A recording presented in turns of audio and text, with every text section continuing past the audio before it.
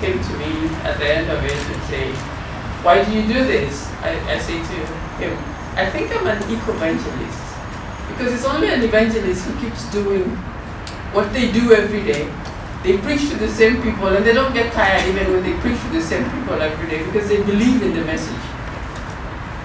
So then I realized that sustainable tourism or ecotourism has followers and it also has believers. There are those who are following those who are doing it, but there are those who actually believe in it and are doing it. And sometimes I am afraid, and that's where my fear comes from.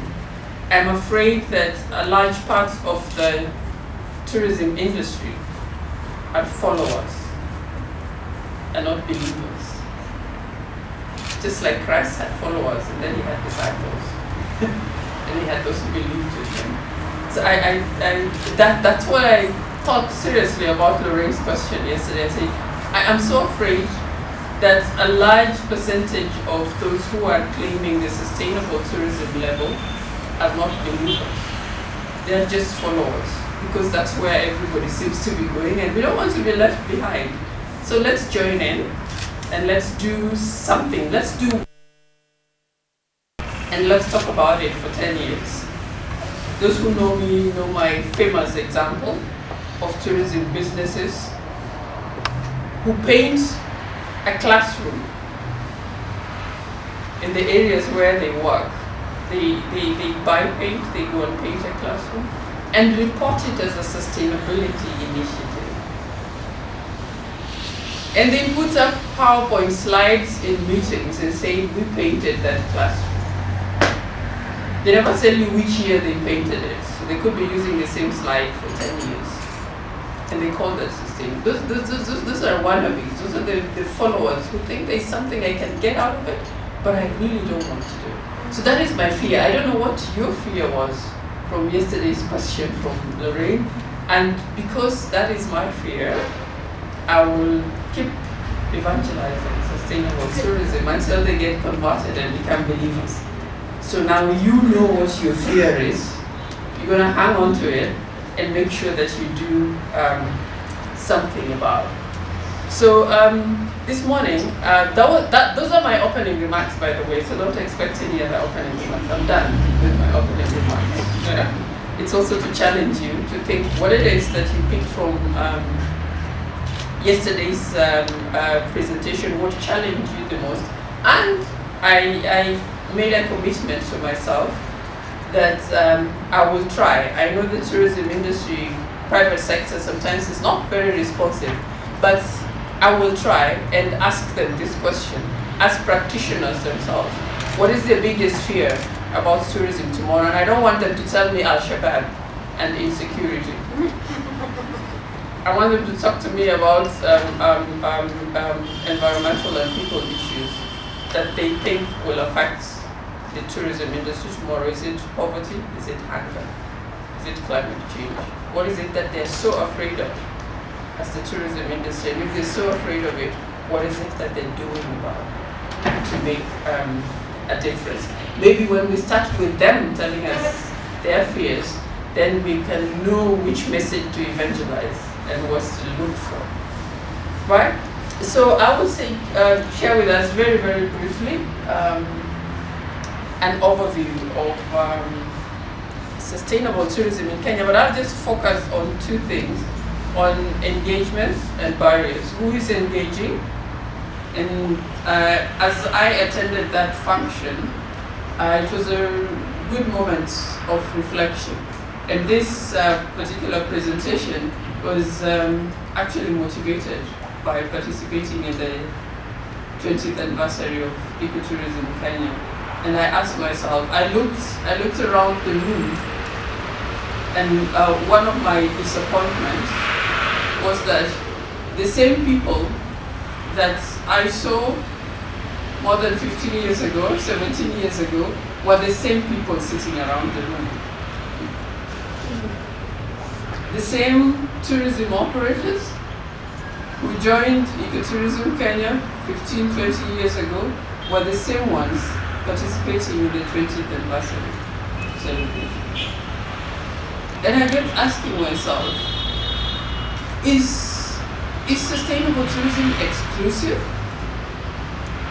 Is it for a certain type of tourism businesses or a certain type of people who think in a certain way? Is it how we have, as a country, is it how we have promoted it that has excluded other people for them to believe that this is not for us, it is for them? Because it was them that were in the room, the same ones that were there more than 15 years ago. So why aren't other people getting, or other organizations or businesses getting motivated to join? That is a question that I asked myself during that those celebrations. And I looked at how the engagement has evolved over time, and I also realized that it has almost remained the same for a long time. The only difference is that we have had a little bit of more followers. So the membership of an organization like Ecotourism Kenya has grown 4 times in 20 years, from probably 100 to now, maybe they talk about 300 and something. But out of those members, there are less than, just about 100 or less than 100, I don't think it's 100 certified or who have gone for eco-rating. So they want to be followers, but they don't want to do what it takes to be real sustainable, so they will not come forward for certification to be eco-rated, but they are happy to be members and to identify with that organization. So that was another reflection that I had during that 20th celebration. But I have followed the trends in the industry maybe for the last 15 years, and these highlights that I share with you today is from my perspective, and the little data that I have shows where we are at and what we are doing and how we are engaging. So that's what I was saying, who is engaged, what is the focus, and what have been the key barriers to participation. So here we are, engagement by the tourism operators in Kenya. How have they engaged with sustainable tourism? So they have engaged by being members, through membership of the association that promotes sustainable tourism. And I've just explained that we have seen a growth in membership at almost 200% over the last 15 years. An organization like Ecotourism Kenya now has about 400 members from about 100 15 years ago. Judy Kepher-Gona, founder and director of Sustainable Travel and Tourism Agenda, and the host and co-chair of the Green Tourism Summit. The Green Tourism Summit is an initiative to bring together professionals in sustainable tourism, organizations that support sustainable development, policymakers who work in tourism, so that we can together move our tourism industry to what is today called circular economy, or the next economy.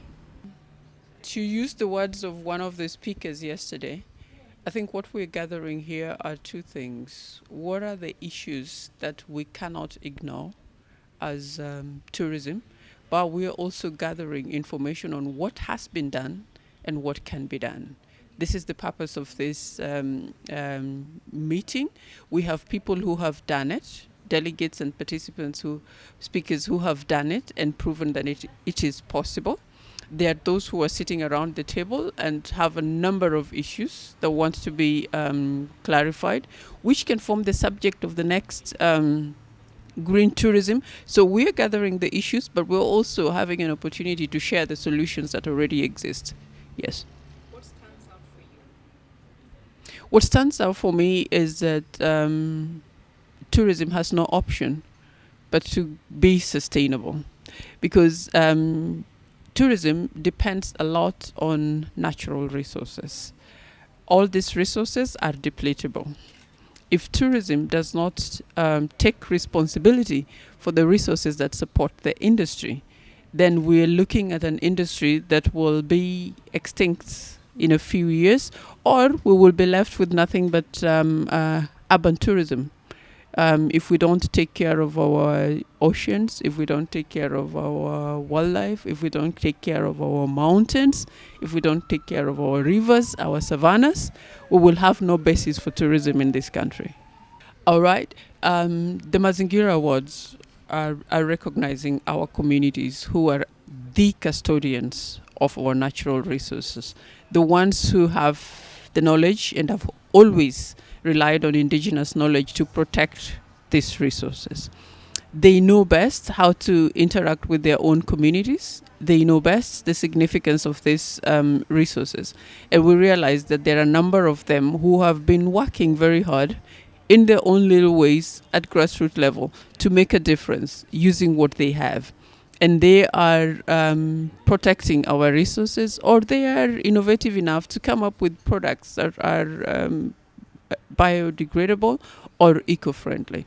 So the Mazingira Awards are meant to recognize those kind of organizations. And we're happy that we have partnered with NetFund, who also have a Green Innovation Award initiative that recognizes grassroots community. So it's a concerted effort that through the Mazingira Awards and through the Green Innovation Awards from NetFund, we can reach as many grassroots organizations as possible, recognize them, build their capacity so that they can replicate and upscale what they're doing at community level.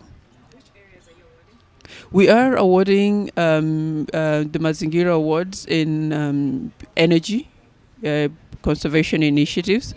We're looking at resource protection, communities that are saving their rivers, communities that are saving their forests, communities that are saving threatened wildlife species, and communities that are also educating, have education programs, environmental education programs, to reach out to their wider community with whatever message that they have to save the environment.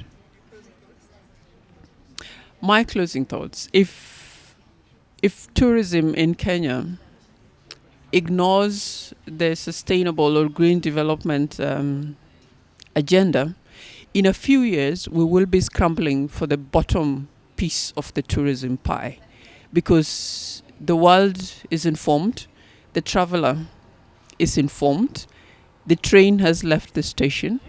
We can no longer sit back and debate about it, whether it is the right thing or the wrong thing to do.